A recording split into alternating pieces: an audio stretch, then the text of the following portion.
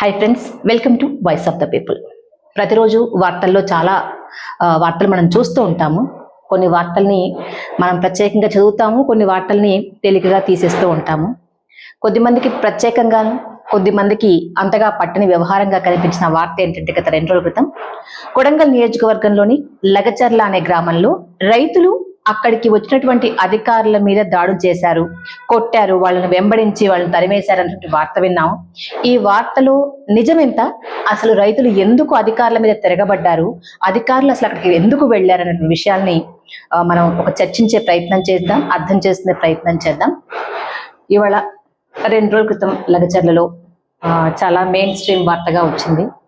ఎందుకు అక్కడ రైతులు తిరగబడ్డారనేటువంటిది బయట వాళ్ళందరూనేమో ఇంకోలాగా దాన్ని ప్రొజెక్ట్ చేస్తున్నారు. దీన్ని ఎట్లా అర్థం చేసుకోవాలి, అసలు వాస్తవాలు ఏంటి? అంటే వాస్తవాలు ఇంకా చాలా బయటికి రావాల్సి ఉంది. లగచర్లలో జరిగినటువంటి ఘటన చుట్టూతానే ఒకవేళ చర్చ ప్రారంభిస్తే ఇప్పుడు ఉన్నటువంటి సున్నితమైన అంశం ఏంటంటే, పేపర్లలో మీడియాలో అంతా కూడా రైతులు గ్రామస్తుల్ని ట్రాప్ చేశారు, రైతులు గ్రామస్తులు అధికారులను ట్రాప్ చేశారు, ఎక్కడో ప్రజాభిప్రాయ సేకరణ ఉంటే అక్కడికి వెళ్లకుండా తమ గ్రామాలకు రప్పించారు, వచ్చినటువంటి అధికారుల మీద దాడి చేశారు, వెంబడించి కొట్టారు, పొలాల్లో కూడా పడేసి కొట్టారు లాంటి మీడియా కథనాలే చాలా పెద్ద ఎత్తున స్ప్రెడ్ అయి ఉన్నాయి. అధికార పార్టీ కానీ లేదా ప్రభుత్వం కానీ అధికారులు కానీ ఇదే వాదనని బలంగా వినిపిస్తూ వచ్చారు. రెండవది, ఉద్యోగుల జేఏసీ కూడా ఈ అధికారుల మీద దాడిని ఖండిస్తూ ర్యాలీలు ప్రదర్శనలు చేస్తూ ఉంది. అదే సందర్భంలో బీఆర్ఎస్ పార్టీ నాయకులు ప్రత్యేకించి ఇట్లా ట్రాప్ చేసి అక్కడ రైతుల్ని రెచ్చగొట్టి వాళ్ళ ద్వారా ఈ దాడి చేయించారనేటువంటి విమర్శ, ఆరోపణలు కూడా ఉన్నాయి. రైతుల్ని చాలా మందిని అరెస్ట్ చేశారు, ఇప్పటికే జైళ్లకు పంపారు. బీఆర్ఎస్ పార్టీ నాయకులను కూడా అరెస్ట్ చేశారు.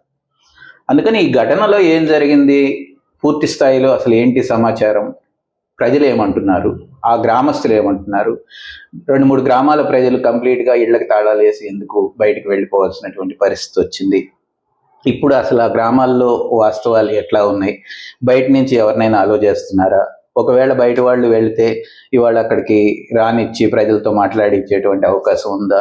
ఉదాహరణకి పార్లమెంట్ సభ్యురాలు DKRను కూడా ఆ ఊరికి వెళ్ళడానికి ప్రయత్నం చేస్తే వెళ్ళని అన్నటువంటి పరిస్థితి ఉంది.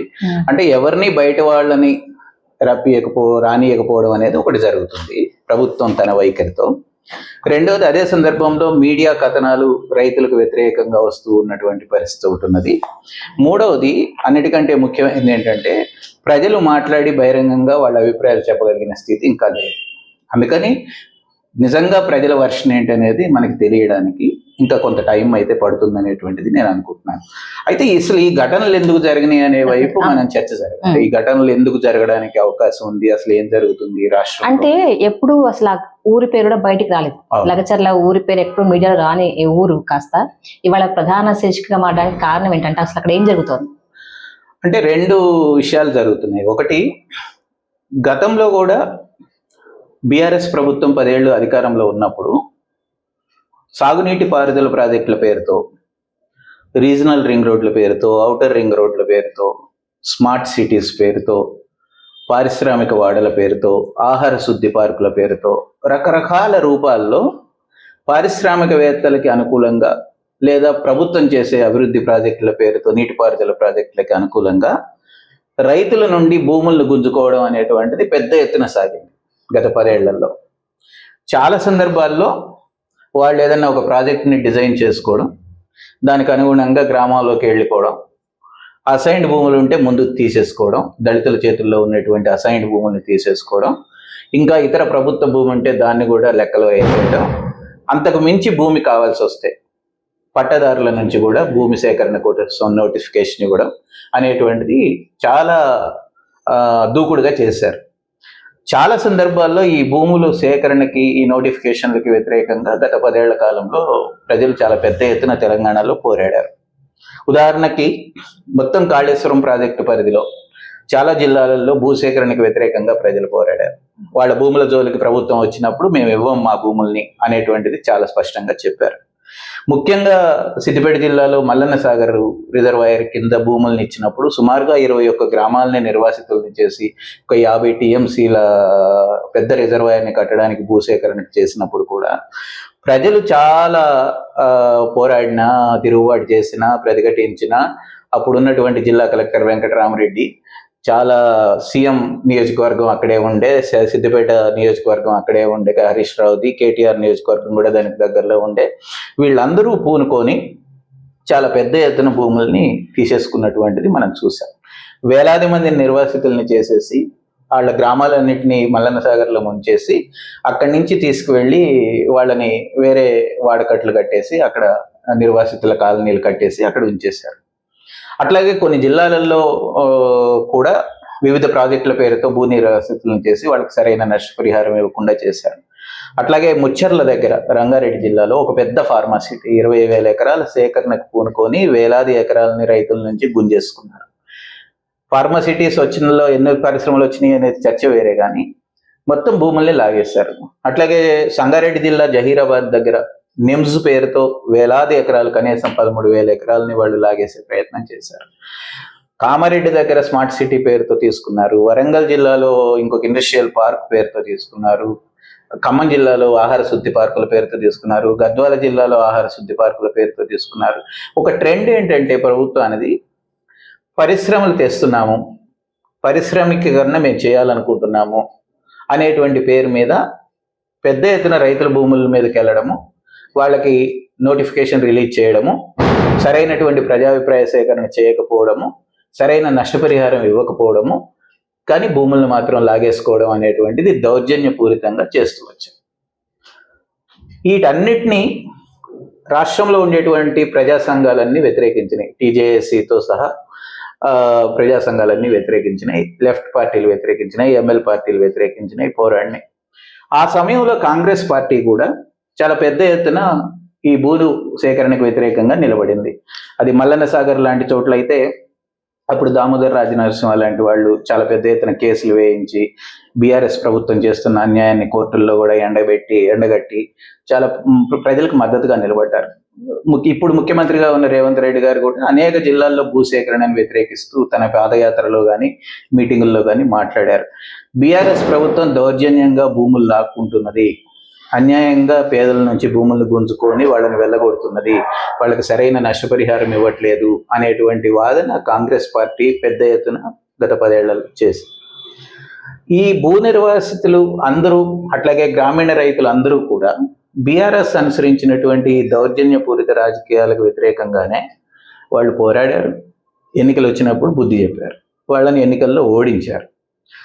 కాంగ్రెస్ పార్టీ ఈ పోరాటాల నుంచి నేర్చుకోవాల్సినటువంటి అంశం నిజంగా ఏముండే అంటే, ప్రజల జోలికి భూమి కోసం వెళ్ళినప్పుడు వాళ్ళు ప్రతిఘటిస్తారు, లేదా భూమి ఎందుకు తీసుకుంటున్నామో స్పష్టంగా ప్రజలకు చెప్పనప్పుడు ప్రతిఘటిస్తారు, లేదా అసలు వచ్చే పరిశ్రమలు మంచియా కాదా వాళ్ళకి చెప్పనప్పుడు ప్రతిఘటిస్తారు, లేదా ఈ పరిశ్రమలు పనికిరావని ప్రజలు నమ్మితే ప్రతిఘటిస్తారు, లేదా 50-60 లక్షలు ఉన్నటువంటి ఎకరం భూమిని కేవలం 5-10 లక్షలు 20 లక్షలు చేతిలో పెట్టేసి గుంజుకుంటామంటే ప్రతిఘటిస్తారు. ఈ అన్నీ జరుగుతాయి అనేటువంటిది కాంగ్రెస్ పార్టీ ప్రభుత్వానికి తెలుసు. కానీ విషాదం ఏమిటంటే, ఈ కాంగ్రెస్ పార్టీ కూడా 10 నెలలు గడవకుండానే తిరిగి అదే పద్ధతిలో భూసేకరణ కోసం రైతుల దగ్గరికి వెళ్తుంది. ఇక్కడ ఒక చిన్న దాంట్లో భాగంగానే ఈ రైతుల నుంచి వస్తున్నటువంటి ప్రతిఘటనగా నేను చూస్తున్నాను. ఇప్పుడు రైతుల నుంచి భూమి తీసుకోకుండా ప్రాజెక్టులు కట్టడం కానీ ఇంకోటి కానీ సాధ్యం కాదు. ఏదైనా కంపెనీలు పెట్టాలన్నా, ఇప్పుడు ఎథనాల్ కంపెనీ లాంటివి పెట్టాలన్నా సాధ్యం కాదు. మరి అవి పెట్టినప్పుడు అభివృద్ధి జరగదు కదా, మరి మనం దాన్ని అభివృద్ధికి మనం అడ్డుకున్నట్టుగా అవుతుంది కదా అటువంటి వాదన ఇంకో వైపు నుంచి వినిపిస్తుంది. దీనికి సమాధానం ఏం చెప్తారు? నేనేమంటానంటే, ఏ రాష్ట్రమైనా ఏ దేశమైనా అభివృద్ధి చెందాలంటే 3 రంగాలు చాలా కీలకమైనవి. ఒకటి వ్యవసాయ రంగం. వ్యవసాయ రంగంలో కూడా కీలకమైనది ఏంటంటే, వ్యవసాయంలో నుంచి వచ్చేటువంటి పంటలన్నీ కూడా దేశ ప్రజలకి ఆహార భద్రతనివ్వాలి, లేదా దేశంలో బతికే పశువులన్నిటికీ ఆహారాన్ని ఇవ్వాలి. అట్లాగే దేశంలో వ్యవసాయ ఆధారిత పరిశ్రమలకి ముడి సరుకులు ఇవ్వాలి. ఈ 3 చేయడానికి వ్యవసాయం కొనసాగాలి. అందుకని వ్యవసాయం దేశంలో కానీ రాష్ట్రంలో కానీ ఎన్ని ఎకరాల్లో ఉండాలి అనేటువంటిది స్పష్టమైనటువంటి ఒక విధానం ప్రభుత్వానికి ఉండాలి ఫస్ట్. అంటే ఉదాహరణకి మన తెలంగాణ రాష్ట్రం గురించి నేను మాట్లాడతాను. ఉదాహరణకి 1,26,00,000 ఎకరాల్లో పంటలు సాగు అవుతాయి. 1,26,00,000 ఎకరాల్లో పంటలు సాగైనప్పుడు ఈ రాష్ట్ర ప్రజల అవసరాలన్నీ ఆ భూముల్లో నుంచి తీరాలి. అంటే వరి కావచ్చు, పప్పు ధాన్యాలు కావచ్చు, నూనె గింజలు కావచ్చు, చిరుధాన్యాలు కావచ్చు, కూరగాయలు కావచ్చు, పండ్లు కావచ్చు, లేదా పాడి పశువులకు అవసరమైన మేత కోసం భూములు కావచ్చు, లేదా ఇతర ఈ పంటలు కావచ్చు, సుగంధ ద్రవ్యాలు, మిరప, పసుపు లాంటి పంటలు కావచ్చు. ఇవన్నీ పంటలు పండడానికి కావాల్సిన భూములు అందుబాటులో ఉండాలి. ఇప్పటి వరకు తెలంగాణ రాష్ట్రానికి రాష్ట్రం ఏర్పడి 11 ఏళ్ళు అవుతుంటే కూడా ఒక సమగ్ర వ్యవసాయ విధానం లేదు, భూ వినియోగ విధానం కూడా లేదు. అంటే మన రాష్ట్రంలో ఉండేటువంటి పంటలకి పండించడానికి ఎంత భూమి మనకు కావాలి? 4 కోట్ల జనాభా ఉంది, 1 కోటి పశువులు ఉన్నాయి, 2 కోట్ల కోళ్ళు ఉన్నాయి. వీటన్నిటికీ ఆహారం కావాలంటే ఎంత భూమి కావాలి, ఏమేం పంటలు పండించుకోవాలి, ఇలాంటి ప్రణాళిక కూడా ఈ రాష్ట్రానికి లేదు. గత ప్రభుత్వము పంటల ప్రణాళిక చేయలేదు, గత ప్రభుత్వము వ్యవసాయ విధానం తీసుకురాలేదు. ఈ ప్రభుత్వం కూడా 10 నెలలైనా వాళ్ళ ఎన్నికల మేనిఫెస్టోలో ఏం చెప్పారంటే 2 విషయాలు ప్రకటించారు. ఒకటి, మేము సమగ్ర వ్యవసాయ విధానం తీసుకొస్తామని కాంగ్రెస్. రెండోది ఏం చేసిందంటే శాస్త్రీయమైన పంటల ప్రణాళిక కూడా చేస్తామని చెప్పారు. ఈ 2 హామీలని పక్కన పడేసి కేవలం భూముల కోసం మళ్ళీ పరిశ్రమల పేరుతో వెళ్ళడం అనేది ప్రారంభించారు. రైతుల్లో ఆ అసహనం కానీ, కోపం కానీ, అసంతృప్తి కానీ ఎందుకు వస్తుందంటే అసలు మీ దృష్టిలో వ్యవసాయం అనేది ఎందుకు ఉండదు? రైతులు అనేవాళ్ళు ఎందుకు ఉండరు? వాళ్ళ చేతుల్లో భూములు ఉంచాలని మీరు ఎందుకు అనుకోవట్లేదు? లేదా వాళ్ళు పండించినటువంటి పంటలకు న్యాయమైన ధరలు ఇచ్చి వాళ్ళని ప్రోత్సహించాలని మీరు ఎందుకు అనుకోవట్లేదు? లేదా వాళ్ళు ఏ పంట పండించినా కొనాలని మీరు ఎందుకు అనుకోవట్లేదు? వాళ్ళ ఆదాయాలు పెంచాలని అనుకోవట్లేదు ఎందుకు? మీరు ఏమీ పట్టించుకోరు. కానీ మీకు భూములు కావాల్సి వచ్చినప్పుడల్లా రైతుల జోలికి వస్తారు, గ్రామాల జోలికి వస్తారు. అందుకని రైతుల్లో వస్తున్నటువంటి అసహనానికి కారణం ఏంటంటే ఈ ప్రభుత్వానికి ఒక స్పష్టమైనటువంటి వ్యవసాయ విధానము, పంటల ప్రణాళిక లేకుండా ఇష్టం వచ్చినటువంటి భూముల్ని పరిశ్రమల పేరుతో తరలిస్తున్నది. రెండవ మోడల్ కూడా వీళ్ళకు ఉన్నటువంటి అభిప్రాయం ఏంటంటే వ్యవసాయం గిట్టుబాటు కాదు ఎప్పటికీ, కాబట్టి వ్యవసాయం చేయడం అనవసరం. గ్రామాల్లో ప్రజలు ఎక్కువ ఉండకూడదు, వాళ్ళు ఎక్కువ మంది నగరాలకు వచ్చేయాలి, కాబట్టి నగరాలు విస్తరించాలి. అందుకని రియల్ ఎస్టేట్ భూములు, దాని చుట్టూతా నగరాల విస్తరణ జరగాలి. అందుకని వ్యవసాయానికి ఎంత భూమి ఉండాలనేటువంటిది పెద్ద లెక్కింపు కాదు. అవసరం అయితే ఆహార ధాన్యాలను కానీ, ఇతర అవసరాలను కానీ దిగుమతి చేసుకుంటాం. కానీ నగరాలు, పరిశ్రమలు ఏర్పడితే వీళ్ళందరూ గ్రామాల నుంచి వచ్చేస్తే అది నిజమైన అభివృద్ధి అనేటువంటి ఒక అభిప్రాయం కూడా, తప్పుడు డెవలప్మెంట్ మోడల్ కూడా ఈ ప్రభుత్వాల దృష్టిలో ఉంది. అందుకని వాళ్ళు వ్యవసాయాన్ని చాలా చిన్న చూపు చూస్తారు. పంటలు పండించే రైతుల్ని, పంటలు పండించేటువంటి భూములకి వాళ్ళకి అసలు లెక్క లేదు.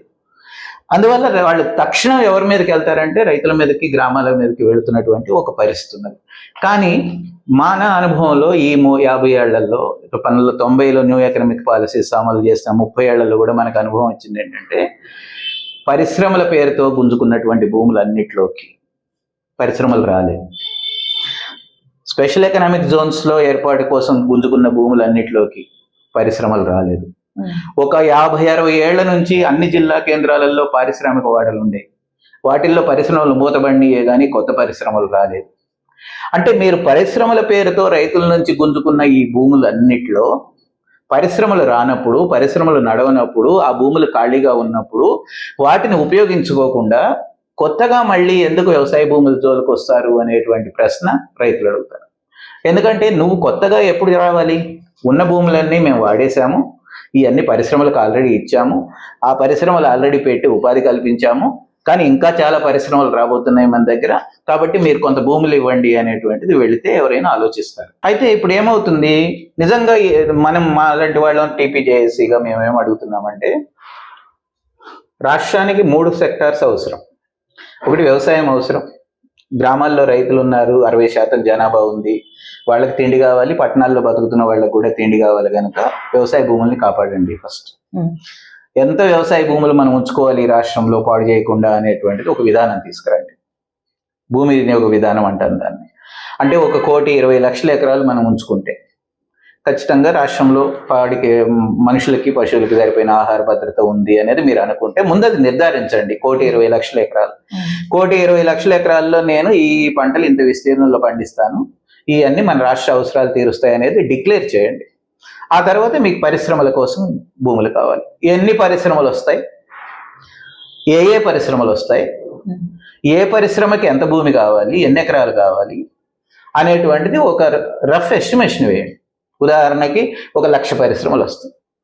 1,00,000 పరిశ్రమలకి నేను ఒక్కొక్కళ్ళకి 20 ఎకరాల చొప్పున ఇద్దాం అనుకుంటున్నాను. అంటే 20 లక్షల ఎకరాలు నేను పరిశ్రమల కోసం తీద్దాం అనుకుంటున్నాను. ఈ 1,00,000 పరిశ్రమల్లో 100 మంది చొప్పున కనీసం 1,00,00,000 మందికి నేను ఉద్యోగాలు కల్పిస్తాను. గ్రామాల్లో నుంచి వచ్చిన అందరికీ, పట్టణాల్లో పుట్టిన అందరికీ నేను ఉద్యోగాలు కల్పిస్తాను ఈ పరిశ్రమల్లో అనేది నువ్వేమైనా లెక్క చేసి గ్రామీణ యువతకు కూడా పరిశ్రమల్లో ఉద్యోగాలు వస్తాయి కనుక, పట్టణాల్లో పుట్టి పెరిగిన పిల్లలకు కూడా ఉద్యోగాలు పరిశ్రమల్లో వస్తాయి కనుక, 1,00,00,000 మందికి ఉపాధి నేను పరిశ్రమల్లో కల్పిస్తాను కనుక నాకు ఒక 10 లక్షల ఎకరాలు కావాలి అనేటువంటిది ప్రజల ముందు పెట్టు. నువ్వు ఒక డీటెయిల్డ్ ప్రాజెక్ట్ రిపోర్ట్, ఇండస్ట్రియల్ పాలసీని తయారు చేసి నువ్వు ప్రజల ముందు పెట్టు. నాకు ఇన్ని ఎకరాల భూమి కావాలి, ఎన్ని పరిశ్రమలు వస్తాయి, ఎంతమందికి ఉపాధి కలుగుతుంది, నేను ఈ పరిశ్రమల్లో వీళ్ళందరికీ నైపుణ్యం కల్పించి ఉద్యోగాలు కల్పించేటట్టు చేస్తాను, పైగా స్థానికులకే ఎక్కడ పరిశ్రమ వస్తే అక్కడ పుట్టి పెరిగినటువంటి వాళ్ళకే ఉద్యోగాలు వచ్చేటట్టు చేస్తాను లాంటి ప్రకటన కూడా చెయ్యి. దానికి అనుగుణంగా ఒక చట్టం కూడా చెయ్యి. బయట వాళ్ళని ఎక్కడనో జార్ఖండ్ నుంచో బీహార్ నుంచో కాదు, తెలంగాణలో పుట్టి పెరిగిన పిల్లలకే ఉద్యోగాలు ఇస్తాననేటువంటిది ఒక చట్టం చేయి. ఈ 4 పనులు చేసినాక ప్రజల ముందు చర్చకు పెట్టు, పార్టీల ముందు చర్చకు పెట్టు, ప్రజా సంఘాల ముందు చర్చకు పెట్టు, కార్మిక సంఘాల ముందు చర్చకు పెట్టు. అప్పుడు ఎవరైనా నీ ప్రణాళికను ఆమోదిస్తారు. నీకు అటువంటి ప్రణాళిక ఏమన్నా ఉందా? దేశం అంతా పారిశ్రామిక వాడలు ఏర్పడుతున్నాయి. దేశంలో పెద్ద పరిశ్రమలు ఏమీ రావట్లేదు. నిరుద్యోగం చాలా పెద్ద ఎత్తున పెరుగుతున్నది. ఉద్యోగ అవకాశాలు రావట్లేదని అనేక నివేదికలు వస్తున్నాయి. తెలంగాణకి ఈ పెద్ద ఎత్తున పరిశ్రమలు వస్తాయని నువ్వు ఎట్లా భూములు లాక్కుంటున్నావు? తెలంగాణలోనే ఇప్పుడు నిన్న వచ్చినటువంటి ఆంధ్రజ్యోతి వార్తలు 20 ఫార్మా విలేజెస్ 10, కనీసం 1000 ఫార్మా కంపెనీలు, వీటికి కావాల్సిన భూమి 20,000 ఎకరాలు. ఇది ఒక గ్రాండ్ ప్లాన్ అన్నమాట. నిజంగా 1000 ఫార్మా కంపెనీలు ఒక రాష్ట్రంలో ఏర్పడితే అసలు అన్ని ఫార్మా కంపెనీలు ఉన్నాయా ప్రపంచంలో? అన్ని ఫార్మా కంపెనీలు తెలంగాణకు మాత్రమే వస్తాయా? అన్ని ఫార్మా కంపెనీల్లో చేసే మందుల ఉత్పత్తి ఎక్కడికి వెళ్తాయి? ఆ మందులు అన్ని ఫార్మా కంపెనీలు కనుక గ్రామాల మధ్యలోకి వస్తే అసలు కాలుష్యం ఎంత పెరిగిపోతుంది? ఈ జవాబులు ఏమీ చెప్పగలిసిన బాధ్యత ప్రభుత్వానికి లేదా? ఉంది. కానీ ఒక ప్రణాళిక వేసేసుకున్నారు. 1000 పరిశ్రమలు, ఒక్కొక్కరికి 50 ఎకరాల చొప్పున ఇస్తాము, ఒక 10 గ్రామాల మధ్యలో ఇవన్నీ వస్తాయి, ఒక 20,000 ఎకరాలు వీళ్ళ కోసం కావాలని ప్రణాళిక వేసుకొని లగచర్లకు భూమి కోసం మొదటిసారి వెళ్ళారు. అంటే నీ ప్రణాళికలోనే ఒక పెద్ద లోపం ఉంది అనేది మేము అభిప్రాయపడుతున్నాం. నువ్వు ఇన్ని పరిశ్రమలు రావడానికి కావాల్సిన ప్రణాళిక నీ దగ్గర ఏమీ లేదు. వాస్తవాలు నిజానికి అవి కాదు. చాలా పెద్ద ఎత్తున నువ్వు ప్రణాళికలు చేసి భూములు గుంజుకోవడానికి పోతున్నావు అనేటువంటిది ఉంది. రెండవది, బీఆర్ఎస్ ప్రభుత్వం ముచ్చర్ల ప్రాంతంలో ఫార్మాసిటీ కోసం భూములు సేకరించింది. అక్కడ ప్రజలు ఎదురు తిరిగారు. ఈ ఫార్మా కంపెనీలు మా గ్రామాల మధ్యలో, పొలాల మధ్యలో పెట్టద్దని చెప్పారు. భూసేకరణకు కూడా పూర్తిగా సహకరించలేదు. కానీ బలవంతంగా కొన్ని భూములను లాక్కున్నారు. అప్పుడు రేవంత్ రెడ్డి గారు, ఆ ప్రభుత్వ పెద్దగా, కాంగ్రెస్ పార్టీ పెద్దగా ఆయన ఏం చెప్పాడు? మేము అధికారంలోకి వస్తే ఈ ఫార్మాసిటీని రద్దు చేసేస్తామని చెప్పాడు. మీ భూములు మీకు వెనక్కి ఇచ్చేస్తామని కూడా చెప్పాడు. వాళ్ళు నమ్మారు, అక్కడ ప్రభుత్వాన్ని గెలిపించారు. కానీ ఆ తర్వాత రాష్ట్ర హైకోర్టులో కేసులో ఒక అఫిడవిట్ వేస్తూ ఈ ముఖ్యమంత్రి గారి ప్రభుత్వం ఫార్మాసిటీ రద్దు కాలేదు, అది గ్రీన్ ఫార్మాసిటీగా ఉంటుంది అని ప్రకటించారు. పైగా ఆ భూముల్ని మేము మళ్ళీ కంపెనీలకు ఇవ్వడానికి వాడుకుంటాము అని చెప్తున్నారు. ఏంటి ఆ ఫార్మా సిటీకి గ్రీన్ ఫార్మా సిటీకి ఏంటి తేడా? ఏం తేడా అంటే, ఇంతకు ముందు వాళ్ళు హైదరాబాద్ నగరానికి మధ్యలో చాలా సిటీకి దగ్గరలో ఒక పొల్యూటెడ్ ఫార్మా ఇండస్ట్రీ వస్తే చాలా ప్రమాదం అని అంతకుముందు వీళ్ళు చేసిన ప్రచారం. ప్రజలు కూడా అదే చెప్పారు. డాక్టర్ బాబురావు గారు లాంటి సైంటిస్టులు కూడా అదే చెప్పారు. తెలంగాణలో నగరానికి దగ్గరలో ఒకే దగ్గర కేంద్రీకరించి ఒక ఫార్మా ఇండస్ట్రీని ఇట్లా పెద్దగా ఎత్తున పెడితే గతంలో పెట్టినటువంటి ఫార్మా కంపెనీలాగానే చాలా విధ్వంసం సృష్టిస్తుంది అనేటువంటిది అందరి వాదన. అది ఫ్యాక్ట్ కూడా ప్రపంచంలో.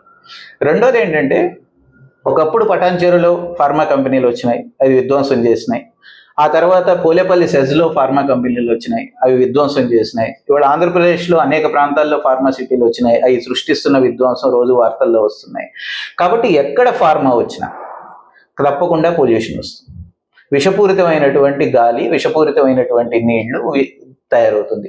ఆ ప్రాంతాల్లో వాసనకి ప్రజలు జీవించలేనటువంటి పరిస్థితి వస్తుంది. ఆ ప్రాంతాల్లో భూగర్భ జలాలన్నీ కూడా పాడైపోతాయి. ఆ ప్రాంతాల్లో నదీ జలాలన్నీ కూడా పాడైపోతాయి. ఆ ప్రాంతాల్లో భూములన్నీ కూడా నిస్సారం అయిపోతాయి. అసలు చుట్టూ గ్రామాల్లో ప్రజలు నివసించే పరిస్థితి ఉండదు. ఏ ఫార్మా కంపెనీ చుట్టూ ప్రజల్ని అడిగినా కూడా ఈ వాస్తవాలు వాళ్ళు చెప్తారు. కాబట్టి ముచ్చట్ల ప్రజలు కూడా దాన్ని వ్యతిరేకించింది కూడా అందుకే. మా దగ్గర ఫార్మా కంపెనీలు వద్దు, మాకు చాలా ప్రమాదం ఇది, మా ఊర్లలో వద్దని అందరూ కూడా చెప్పారు. రేవంత్ రెడ్డి గారు కూడా దాన్ని అంగీకరించారు. మేము ఇక్కడ రద్దు చేస్తామని చెప్పారు. కానీ రద్దు చేయకపోగా దాన్ని కొనసాగిస్తామని ప్రకటించారు. పైగా ఈ ప్రభుత్వం ఇంకొక అదనపు ప్రకటన చేస్తుంది. ఈ ఫార్మా సిటీనే కాకుండా మేము రాష్ట్రంలో 9 జిల్లాల్లో కనీసం 10 చోట్ల ఫార్మా క్లస్టర్స్గా ఏర్పాటు చేస్తాం. అంటే ఒక్కొక్క క్లస్టర్ 2000 ఎకరాలు ఉంటుంది. 3-4 గ్రామాల మధ్యలో ఆ క్లస్టర్ ఉంటుంది. అక్కడ ఫార్మా కంపెనీలు వస్తాయని చెప్పారు. అంటే ఒక దగ్గర కేంద్రీకరించి ఉండే ఫార్మా కంపెనీనే వ్యతిరేకించినటువంటి వాళ్ళం ఇవాళ రాష్ట్రం అంతా కూడా ఫార్మా ఇండస్ట్రీని, పొల్యూషన్ ఇండస్ట్రీని ఎట్లా విస్తరించాలని ఈ ప్రభుత్వం అనుకుంటుంది అనేటువంటిది చాలా స్పష్టంగా ప్రభుత్వం చెప్పాలి ప్రజలకి. దీనివల్ల ప్రమాదం ఏమి లేదని ఎట్లా చెప్తారు? ఇప్పటిదాకా ఆర్టిఫిషియల్ ఇంటెలిజెన్స్ లో నువ్వు కూడా నెట్ లో కొట్టి చూస్తే మామూలుగా ఫార్మా ఇండస్ట్రీ అంటే గ్రీన్ ఫార్మా ఇండస్ట్రీ అని కొడితే ఏదైనా పొల్యూషనే అనేటువంటిదే జవాబు నీకు వస్తుంది. డాక్టర్ బాబురావు గారు దాన్ని కూడా స్పష్టంగా చెప్పాడు. ఆయన గ్రీన్ ఫార్మా అంటూ ఏముండదు, బల్క్ డ్రగ్ తయారు చేసిన దగ్గర అంటే పెద్ద ఎత్తున ఉత్పత్తి చేసి మందుల్ని విదేశాలకు ఎగుమతి చేసి మార్కెట్ చేసుకుందామని కంపెనీలు అమ్ముకున్న చోట ఖచ్చితంగా వాళ్ళ వ్యర్థాలని బయటకు వదిలేస్తారు. చుట్టుపక్కలే వదిలేస్తారు. భూగర్భ జలాలలోకి చేరుతాయి, నదుల్లోకి చేరుతాయి, పొలాల్లోకి చేరుతాయి, గాలిలోకి చేరుతాయి. ఇవన్నీ చేరుతాయి కనుక గ్రీన్ ఫార్మా అంటూ విడిగా ఏముండదు. కాలుష్యం లేని ఫార్మా పరిశ్రమ అంటూ ఉండదు. కాలుష్యం ఉంది కనుకనే అమెరికా కానీ యూరోప్ దేశాల్లో కానీ ఆ పరిశ్రమలు అక్కడ పెట్టుకోవడానికి అనుమతించట్లేదు. అందుకని యూరోప్కి, అమెరికా దేశాలకి కావలసిన మందులు కూడా భారతదేశం లాంటి చోట్ల వెనుకబడినటువంటి ప్రాంతాలలో భూముల్లోకి ఫార్మా కంపెనీలను తెచ్చి ఇక్కడ ఉత్పత్తి చేసి ఎగుమతి చేస్తున్నారు. నిజంగా మన రాష్ట్రానికి, మన దేశానికి కావాల్సినటువంటి మందులకి ఎన్ని కంపెనీలు కావాలి? మనం ఇతర దేశాలకు ఎగుమతి చేయడానికి, బల్క్ డ్రగ్ పేరుతో ఎగుమతి చేయడానికి ఇక్కడ భూములు రైతులు ఎందుకు ఇవ్వాలి? ఇక్కడ కాలుష్యాన్ని ప్రజలు ఎందుకు భరించాలనేటువంటి ప్రశ్న ఎవరు అడగట్లేదు. ఆ ప్రశ్న అడిగినప్పుడు ప్రభుత్వం దగ్గర జవాబు లేదు కనుక ప్రభుత్వం దాన్ని దాటవేసి గ్రీన్ ఫార్మా పేరుతో మభ్యపెట్టి కాలుష్యం రాదనేటువంటిది అబద్ధాలు చెప్పి ఈ టైప్లో ప్రజలకి మోసం చేస్తూ ఉన్నది అనేటువంటిది ప్రజలకు మోసం చేస్తూ ఉన్నది అనేటువంటిది ఒక స్పష్టమైనటువంటి విషయం. కాకపోతే గత ప్రభుత్వానికి భిన్నంగా ఈ ప్రభుత్వం మాట్లాడింది కనుక అంతకుముందు ఎన్నికల టైంలో వీళ్ళు ఇంత తొందరపాటుతో ఈ చర్యలకు పూనుకుంటారు అనేటువంటిది మేము ఊహించలేదు. ఇప్పుడు ఏమైపోయింది? అకస్మాత్తుగా ఈ ప్రభుత్వం కూడా పాత ప్రభుత్వం తరహాలోనే తిరిగి పాత అభివృద్ధి నమూనాన్ని, పాత పారిశ్రామిక విధానాన్ని ముందుకు తీసుకువెళ్ళేటువంటి ప్రయత్నం చేస్తున్నది. అందుకనే ఫార్మా ఇండస్ట్రీస్లో ఖచ్చితమైనటువంటి సమీక్ష అవసరం. ఫార్మా సిటీని రద్దు చేయడం ఒకటే సరిపోదు. ముచ్చట్ల దగ్గర రాష్ట్రంలో ఇప్పటికే ఉన్న ఫార్మా ఇండస్ట్రీ ఏంటి, నిజంగా అది ఎవరి కోసం ఉత్పత్తి చేస్తున్నారు, ఎక్కడెక్కడ ఏమేమి పరిశ్రమలు ఉన్నాయి, అవి ఎంత విధ్వంసాన్ని సృష్టిస్తున్నాయి, ఎంత కాలుష్యాన్ని పెంచుతున్నాయి అనేది ముందు ఒక రివ్యూ చేయాలి. ఒక శ్వేతపత్రాన్ని ప్రపంచం ముందు పెట్టాలి. చెప్పిన తర్వాత కొత్త ఫార్మసీ విలేజెస్ కానీ, కొత్త ఫార్మా కంపెనీలు కానీ మన రాష్ట్రంలో అవసరమా అనేటువంటిది అప్పుడు నిర్ణయించాలి. ఇవేవీ లేకుండా మేము ఫార్మా కంపెనీలు పెట్టుకుంటా పోతాము అనేటువంటిది సరైనటువంటి పద్ధతి కాదు. రెండోది, పచ్చని పొలాలు, గ్రామాలు, మెట్ట పంటలు పండించేటువంటి ప్రాంతాల మధ్యలోకి, విలువైనటువంటి భూములు ఉన్నటువంటి ప్రాంతాల్లోకి, పంటలు పండే ప్రాంతాల్లోకి నువ్వు కాలుష్యాన్ని తీసుకెళ్లే పరిశ్రమలను తీసుకెళ్లడం సరైనది కాదు. అందుకనే లగచర్ల కావచ్చు, రేపు సంగారెడ్డి దగ్గర, నేల్కల్ దగ్గర గ్రామాలు కావచ్చు, రేపు నల్గొండ జిల్లా గ్రామాలు కావచ్చు, ఇంకెక్కడైనా కావచ్చు, లగచర్ల ఒక మొదటి హెచ్చరిక చేసింది మనకి. మీరు ఎక్కడైనా సరే ఫార్మా విలేజెస్ పేరుతో బయటకు వెళ్తే ప్రజలు అక్కడ ఎదురు తిరుగుతారు. నేను ఇది జరిగిన ఘటనలో మంచి చెడు ఏంటి అనేది ఇప్పుడు మాట్లాడదలుచుకోలేదు, కానీ ఎందుకంటే ప్రజల వర్షం వినలేదు. నేను ఇప్పటిదాకా ప్రభుత్వం చెప్పిన వాదన మాత్రమే వింటూ వచ్చినాం బయటకు గత 3 రోజులుగా. ప్రజలు ఏమనుకుంటున్నారు అనేది వినకుండా నేను దాని మీద కామెంట్ చేయను. కానీ లగచర్లలో అది వ్యక్తులుగా రెచ్చగొడితే చేశారా, లేదా రైతుల ఆవేశంతో చేశారా, లేదా వీళ్ళ దౌర్జన్యంగా వెళ్ళినందుకు చేశారా, మనం ఇప్పుడే కామెంట్ చేయలేం. కానీ లగచర్లలో జరిగినటువంటి ఘటనలు రాష్ట్ర వ్యాప్తంగా పునరావృతం కాకుండా ఉండాలంటే మొత్తం ఇండస్ట్రియల్ పాలసీనే రేవంత్ రెడ్డి ప్రభుత్వం సమీక్షించుకోవాలనేది నా అభిప్రాయం. పారిశ్రామిక రంగం అవసరం, పరిశ్రమలు రాష్ట్రానికి రావడం అవసరం, యువత యువకులు ఉద్యోగాలు ఇవ్వాల్సిన అవసరం ఉంది. ఆ పరిశ్రమల్లో ఉపాధి పొందడానికి వీళ్ళకి నైపుణ్యం పెంచాల్సినటువంటి అవసరం ఉంది. మన పిల్లలకి బయట రాష్ట్రాల నుంచి వచ్చి పని చేయకుండా ఇక్కడ వాళ్ళకే పని దొరికేటట్టు చేయాల్సినటువంటి అవసరం ఉంది. రెండవది, అన్నిటికంటే ముఖ్యమైనది, ఇక్కడ ఏమన్నా పరిశ్రమలు వస్తుంటాయి, ఆ పరిశ్రమలు ఎట్టి పరిస్థితుల్లోనూ పొల్యూషన్ చిమ్మకుండా ఉండాల్సిన బాధ్యత కూడా రాష్ట్ర ప్రభుత్వం చూసుకోవాల్సినటువంటి బాధ్యత ఉంది. మూడవది, అన్నిటికంటే ముఖ్యం, ఈ పరిశ్రమల్లో పనిచేస్తున్న కార్మికులు, ఇప్పుడు మీరు ఏదైతే పరిశ్రమలు వస్తున్నాయి పెడుతున్నారు, చాలా పెద్ద ఎత్తున మేము పరిశ్రమలు తెచ్చామని చెప్పి నివేదికలు ఇచ్చుకుంటారు, అన్ని బాగున్నాయి, నిజమే. ఆ పరిశ్రమల్లో పనిచేస్తున్న కార్మికులకి కనీస వేతనాలు ఉన్నాయా, సాంఘిక సంక్షేమం ఉందా, భద్రత ఉందా, లేకపోతే పర్మనెంట్ ఉద్యోగాలు ఉన్నాయా, నిజంగా వాళ్ళకి సెలవులు ఉన్నాయా, పిఎఫ్ఈఎస్ఐ లాంటివి ఉన్నాయా, వాళ్ళని మనుషులుగా చూస్తున్నారా పరిశ్రమల్లో, వాళ్ళని కార్మికుల హక్కులను అమలు చేస్తున్నారా అని చూడాల్సిన బాధ్యత కూడా ఈ ప్రభుత్వానికి ఉంది. పరిశ్రమలు రావడం ఒక ఎత్తు, పరిశ్రమల్లో పనిచేసేటువంటి కార్మికుల హక్కుల గురించి మాట్లాడడం ఒక ఎత్తు. అయితే ఈ సందర్భంగా ఇండస్ట్రియలైజేషన్ అవసరమా లేదా అనేటువంటిది ఒక చర్చ చేయాలి. ఇండస్ట్రియలైజేషన్ అవసరమే, కానీ దాంట్లో ప్రజల భాగస్వామ్యం ఏమిటి అనేది కూడా చాలా ముఖ్యం నేను అనుకోవడం. ప్రజల భాగస్వామ్యం అంటే ఏంటి? ఉదాహరణకి నేను ఇటీవల దక్షిణ భారత రైతు సంఘాల సమావేశం బెంగళూరులో జరిగినప్పుడు మేము కూడా వెళ్ళాం. అక్కడ కర్ణాటక రైతు సంఘాలు 2 నిర్దిష్టమైనటువంటి డిమాండ్లు ముందుకు తీసుకొచ్చినాయి. ఒకటి, మీరు అసలు భూమిని కొనుగోలు చేసే ఆలోచన చేయకండి పరిశ్రమల పేరుతో, లేదా సేకరించే పని చేయమాకండి. మీరేం చేయండి అంటే, రైతులకు నచ్చజెప్పి ఈ పరిశ్రమ వస్తున్నది, ఈ పరిశ్రమల్లో ఉపాధి అవకాశాలు ఇన్ని కలుగుతాయి, ఈ పరిశ్రమ వల్ల మీకు ఇబ్బంది లేదు, ఈ పరిశ్రమ మన రాష్ట్రానికి ప్రజలకి మంచిదే అని మీరు నచ్చజెప్పి భూముల్ని లీజుకి తీసుకోండి, కౌలుకి తీసుకోండి. ఉదాహరణకు ఒక 1000 ఎకరాలు నాకు కౌలు కావాలి, నేను సంవత్సరానికి ఒక 50,000 ఎకరానికి కౌలు ఇస్తాను. భూమి రైతు పేరు మీదే ఉంటుంది. ఒక 30 ఏళ్లకో 33 ఏళ్లకో లీజుకి ఇస్తాడు రైతు. ఆ లీజుకి ఇచ్చినప్పుడు నాకు కౌలు అమౌంట్ వస్తుంది కనుక నాకు ఒక ఆదాయం. మీకు భూమి అవసరం కనుక పరిశ్రమ పెట్టడానికి మీకు భూమి దొరుకుతుంది. టైటిల్ మారాలి, పట్టా మారాలి మీ పేరు మీద అనేటువంటిది మీరు అడగకండి. లీజుకి తీసుకునేటువంటి పద్ధతుల్ని ప్రోత్సహించండి ప్రభుత్వాలు అనేటువంటిది అక్కడ రైతు సంఘాలు బలంగా ముందుకు తెచ్చినాయి. రెండవది, వాళ్ళు అడిగింది ఏంటంటే, మీరు కంపెనీలు పెడుతున్నారు, ఆ కంపెనీల కోసం మా దగ్గర భూములు గుంజేసుకున్నారు. 50-60 లక్షల ఎకరం ఉన్నటువంటి భూమిని 10 లక్షలకు తీసేసుకున్నారు. మేము రోడ్డు మీద పడిపోయాం, మా డబ్బులు ఖర్చు అయిపోతున్నాయి, మేము తిరిగి కోలుకోలేకుండా ఉన్నాం. కాబట్టి మీరు ఏం చేయండి అంటే, మా భూమి విలువకి సమానమైనటువంటి విలువైన వాటాలని మీ కంపెనీలో ఇవ్వండి, మమ్మల్ని కూడా మీ అభివృద్ధిలో వాటాదారులుగా చేర్చండి. మీకు లాభాలు వస్తే మాకు కూడా లాభాలు వస్తాయి. కానీ మమ్మల్ని అసలు భూమి లాక్కొని తోసేసేటువంటి పద్ధతి కాకుండా వాటాదారులుగా చేర్చుకొని కంబైన్డ్గా నడపండి. మా పొలం మేము తెస్తాము, మీ పెట్టుబడి మీరు తెండి, వాటాదారులుగా ఇద్దరము ఉందాము, మా భూములకు వాటాలు కట్టండి, విలువ కట్టండి దానికి అనేటువంటిది ఒక పద్ధతి. ఇవన్నీ అంటే ఇప్పుడు ఈ రైతు సంఘాల నుంచి వచ్చినటువంటి ప్రతిపాదనలు ఆచరణ సాధ్యమయ్యేవేనా? నేనేమంటున్నానంటే, ఆచరణ సాధ్యమా కాదా అనేటువంటిది ప్రభుత్వం చెప్పాలి. రైతు సంఘాలు ఏమడిగినాయి అంటే, మా భూములు మా జీవనోపాధి, మా పంటలు పండించే భూములు మాకు ఆదాయ వనరు, మీరు మమ్మల్ని దీంట్లో నుంచి తరిమేస్తున్నారు, మమ్మల్ని ఎల్లగొడుతున్నారు, మా భూముల్ని లాగేసుకుంటున్నారు, మీరు పరిశ్రమలు పెడతారో లేదో తెలియదు. ఇచ్చినాక ఆ పరిశ్రమల్లో 5,000 ఎకరాలు తీసుకొని 1000 ఎకరాల్లోనే పరిశ్రమలు పెడతారు, మిగతా 4,000 ఎకరాలని రియల్ ఎస్టేట్ వెంచర్లు వేసుకొని అమ్ముకుంటున్నారు.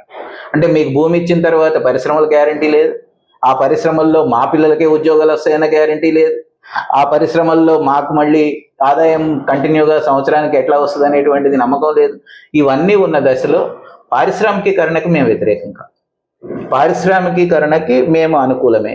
కానీ పారిశ్రామికీకరణ అనే అభివృద్ధి మంత్రంలో రైతుల భాగస్వామ్యం ఏమిటి? మమ్మల్ని భాగస్వాములు చేయడం అంటే మా భూముల్ని లాక్కోవడం కాకుండా మా భూముల్ని వాటాలుగా మార్చాలి, మమ్మల్ని కూడా ఉపాధి కల్పించి మా పిల్లలకు అక్కడ ఉద్యోగాలు ఇవ్వండి అనేటువంటిది చాలా కీలకమైనటువంటి డిమాండ్ వాళ్ళు తెచ్చారు. ఎందుకంటే ఎన్ని ఎకరాల పరిశ్రమలకు కావాలనే లెక్క వేసి నిజంగా రైతుల దగ్గర కూర్చొని నచ్చజెప్పి, ఇప్పుడు కొన్ని రాష్ట్రాలలో రైతులు సోలార్ ప్యానెల్స్ పెట్టి సోలార్ విద్యుత్ తయారు చేయడానికి భూమిని లీజుకి ఇస్తున్నారు. కొన్ని జిల్లాల్లో కొన్ని రాష్ట్రాల్లో రైతులు సరైనటువంటి భూములు లేవు, సాగునీటి సౌకర్యాలు లేవు అనుకున్న చోట్ల సోలార్ ప్యానెల్స్ పెట్టుకోవడానికి స్వయంగా లీజ్కి ఇస్తున్నారు. వాళ్ళకి నెలకి సంవత్సరానికి 25,000 అట్లా కౌలుకి కూడా ఇస్తున్నటువంటి పరిస్థితి ఉంది. అంటే భూమి వీళ్ళదే, వీళ్ళ పేరు మీదే ఉంటుంది కానీ కౌలుకి ఇస్తారు. అటువంటి మోడల్ ఆల్రెడీ ఉంది. కాబట్టి ఈ మోడల్లో కొంతమంది రైతులను నచ్చజెప్పి నిజంగా అంటే ఈ సూత్రాలన్నీ ఏమీ పాటించకుండా, ఈ కనీస చర్చలు కూడా ప్రభుత్వాలు రైతులతో చేయకుండా దౌర్జన్యంగా పోలీసు వాళ్ళని అడ్డం పెట్టుకొని, అధికారులను అడ్డం పెట్టుకొని నోటిఫికేషన్లు ఇచ్చేసి, ఒక ధర ప్రకటించేసి, మీ బ్యాంక్ అకౌంట్లో డబ్బులు వేస్తాం మీరు తీసుకోండి, లేకపోతే కోర్టుకు వెళ్ళండి అని వాళ్ళని భయపెట్టి, ఈ సరైనటువంటి ధోరణి కాదు. అందుకని భూసేకరణకి విచ్చలవిడిగా పూనుకోకుండా రేవంత్ ప్రభుత్వం ప్రజలతో చర్చించాలి, వాళ్ళని భాగస్వాములను చేస్తూ పారిశ్రామిక విధానాల గురించి మాట్లాడాలనేటువంటిది నేను అనుకుంటున్నాను. లగచర్లలో జరిగినటువంటి ఘటన మంచి చెడులను పక్కన పెట్టి దాని చుట్టూతానే, దాని కేసు చుట్టూతానే, అది బీఆర్ఎస్ చేసిందా, కేటీఆర్ రెచ్చగొట్టాడా, వీటి చుట్టూతానే చర్చను తిప్పకుండా అక్కడ ప్రజలు ఏమనుకుంటున్నారు, వాళ్ళు ఎందుకు వాళ్ళ భూములను ఇవ్వమని చెబుతున్నారు, నిజంగా అక్కడ వచ్చే ఫార్మా పరిశ్రమ కాలుష్యం చెమ్ముతుందా లేదా, నిజంగా 2,000 ఎకరాలకు ఫార్మా పరిశ్రమకు అక్కడ అవసరమా, అన్ని కంపెనీలు అక్కడికి వస్తాయా, ఎవరన్నా ఒప్పందాలు చేసుకున్నారా, అటువంటి ఏమీ లేకుండా మీరు భూములు లాక్కోవడానికి వెళ్ళొద్దు అనేది నా ప్రతిపాదన. అదొక్కటే చోట కాదు, రాష్ట్రంలో ఇంకా మిగతా 10 ఫార్మా విలేజెస్ కావచ్చు, వాటి పట్ల కూడా ఇదే వైఖరిని తీసుకోవాలి అనేటువంటిది నా అభిప్రాయం. ఇది ఫ్రెండ్స్ విన్నారు కదా, రాష్ట్రానికి పారిశ్రామిక విధానం ఉండాలి, పరిశ్రమలు రావాలి, అయితే అది ప్రజా ఆమోదంతో ఉండాలి. ప్రజల భద్రత, ప్రజల భాగస్వామ్యం కూడా ఇందులో చాలా ముఖ్యమైనటువంటి విషయం అనేటువంటిది మనకి ఈ చర్చ సారాంశం. ఇది వాటి చర్చ. మరో విషయంతో మరో చర్చలో మళ్ళీ మాట్లాడుకుందాం.